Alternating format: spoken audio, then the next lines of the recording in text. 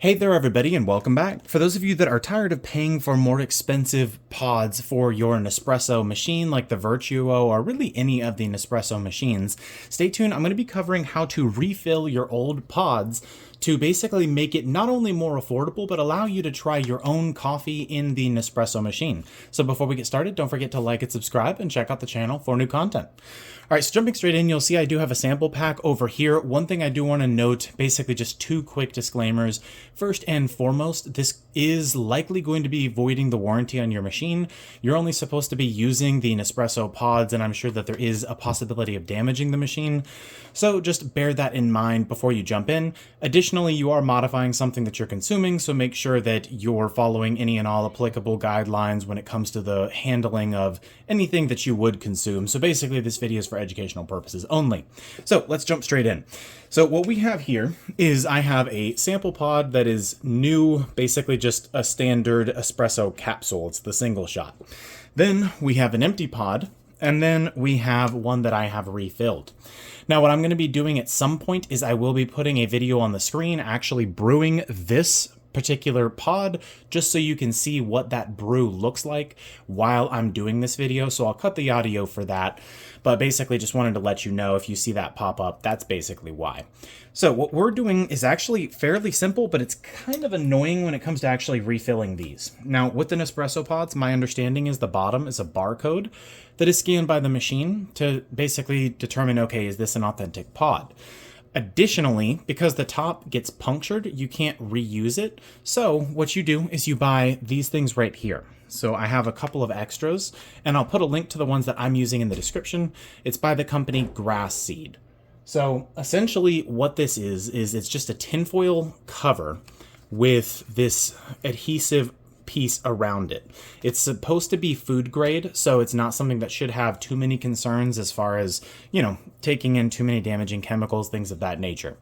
So what we're going to go ahead and do is walk through the process to actually make our own pod. So what you will need is your coffee, and you're going to need to grind it the way that you would want it. Now, the only downside to this is if you use a coarse ground, it's probably not going to work very well.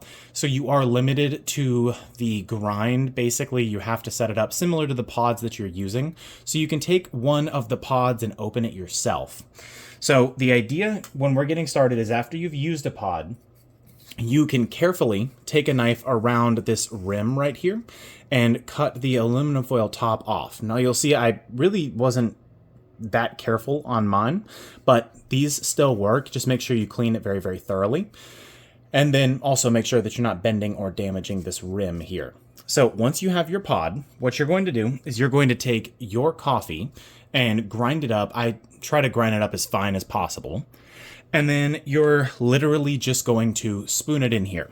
So I can't guarantee that the way that I'm doing it is best, but they do have different packages online with reusable pods, but I think the ones for the machine are better. And you're also going to want to make sure that you're reading the reviews for the ones that you're getting to make sure you're not getting something that's caused damage to other machines. Now, let's cover how to actually see when you filled it up enough. So I like to tap it around just to make sure that all the grounds are actually in the pod. And then I use the weight of a metal spoon to actually compress the pods. So if you just let the spoon kind of rest on the top of them and go around like this, you get a general feel for it. And again, you're going to want to try to match the level that was in the pod before you basically took the top off. The idea is if you put in too much, you're probably going to damage your machine. So this is about how much I've put on, and I haven't experienced any issues currently, or this is how much I've actually put in the pod. So we can set the spoon to the side, and then we'll go over how to actually get everything set up here. So again, I'll carefully tap around to get all the grounds in the actual pod itself. Then you're going to want to hold it securely and get one of these aluminum tops, which are pretty affordable. And then you're literally going to do exactly what you would think. You're going to put it on top. You'll see where the adhesive piece goes around. So you just want to match that carefully with the rim. And it shouldn't hurt if you have to pull it off and kind of refit, but you do want it to look as close to the original as possible.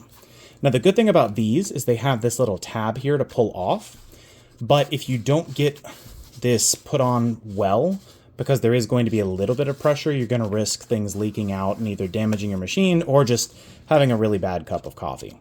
So I like to press it against my hand a little bit and then run your finger around the inside a little bit.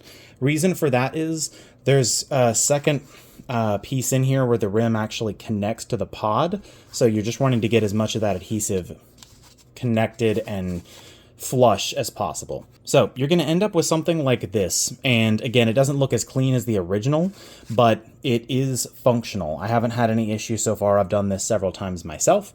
So this pod itself works. You can kind of shake it up a little bit because that's how the pods will come in. They won't come in very compressed. And then there you have it. So it's the same thing with other pods. You'll see I have another one here. These lids come in different colors, so you can you can match them with the pod that you're using or color code them to kind of match whatever type of grounds you're using. So the general idea is that's really all that there is to it. Again, you're going to grind up your coffee, cut the top off of your pod, fill the pod with whatever coffee, and then it's all good to go. Now, the only other thing to make a note of is the style and way that the coffee is brewed is going to match the pod that you're putting the coffee in. So for example, this pod right here is an espresso pod that's a single shot. These pods here are a double shot, and then the ones down here are coffee, but there are other sizes as well. So if you go put coffee in this, and it's not an espresso blend, then the taste is obviously going to come out a little bit different. And there's other things to kind of make a note of as well. So the heat that is going to be applied, the quantity of water that's going to be used. So just bear that in mind as well when you're actually getting these pods set up. If you're using a coffee pod that has a different temperature, different size, you're going to want to factor that in. And usually in the sample packs, at least, I think these are the best to buy to go with this. Because now, for example, I have the single shots, the double shots, and the standard coffee, and then I can try to get the larger size as well, and then you have a bunch of pods that you can reuse. So let's just say you have 10 pods, you can use all 10, and then quickly refill them. The most difficult part is the first time that you actually do it, because cutting this piece off can be a little bit annoying, but once that's done, you're just peeling from that point moving forward. The only other thing to note is I don't think that you should be using these pods forever. I do think that there is a point where you're going to want to buy a new batch, which does give you the chance to try something new. But again, I don't think that these metals and materials are designed to be used repeatedly. But again, you could do your own research and figure that out. So really, that's all that there is to it. I hope this was helpful. If you have any questions, drop them in the comment box below, and I'll see you all in the next video.